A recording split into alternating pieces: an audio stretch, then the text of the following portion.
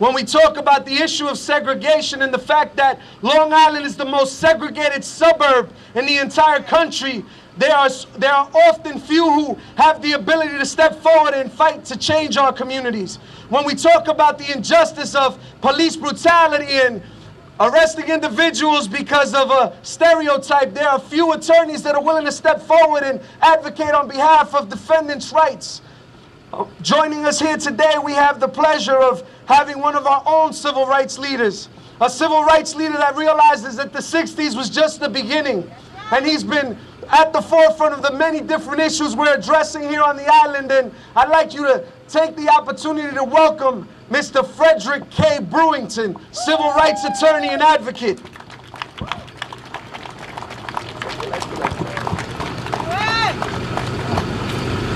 This time is our time. Say it with me. This time is our time. This time is our time. This time is our time. Why is it our time? It's our time because we have the ability to affect an election that will affect our history. And our history has been checkered, much like the combination of words that have been used by this gentleman who calls himself by the name of McCain, who has tried to turn this entire debate into something that it's not. What we should be talking about is the people. People's rights, people that can't put food on the table, people who can't pay their rent, people who are in jail and can't get good and quality, effective representation, people who have to work 3 and 4 jobs simply to just be able to make ends meet. That's what these candidates should be talking about. And today, the reason why we're here and making a loud and clear noise so that everybody in town hall, in village hall, in the police department, in the fire department, everybody can hear, is because the people will not be silenced. You are making a statement simply because you're standing out here this afternoon, not in some comfortable office, not in some place where you're watching television or trying to figure out what's going to happen in the stock market, because you're voting with your feet and you're placing your bodies on the line. That's extremely important because that's what made America. What made America was not people sitting on the wayside or sitting on the bank watching the river flow by. What made America was people that decided to wade in the water, that decided to get down from their high perch and make things happen, to put what mattered on the line. Candidates are going to debate this evening at 9 o'clock. And there are going to be a lot of us that are going to be out on the street at that very time saying, why aren't you talking about a living wage? Why aren't you talking about the people that are being held in Guantanamo Bay?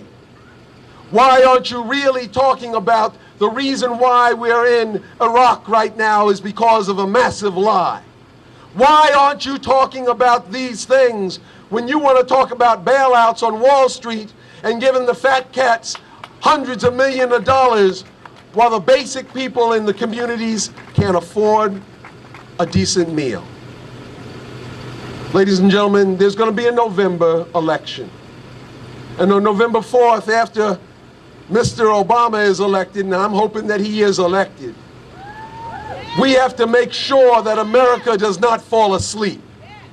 Because America, and a large part of America, particularly middle America, is going to think that it's okay to go back to the same old business as usual. They're going to say, see, look what we have. We've got a man in the White House that looks like Frederick Douglass. And now racism is over.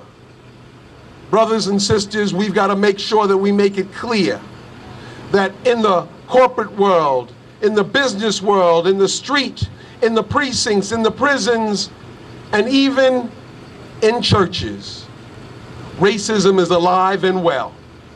And we have to stand shoulder to shoulder to make sure that we eradicate it once and for all. So when I tell you that this time is our time, it truly is, because our time is a time to make a difference.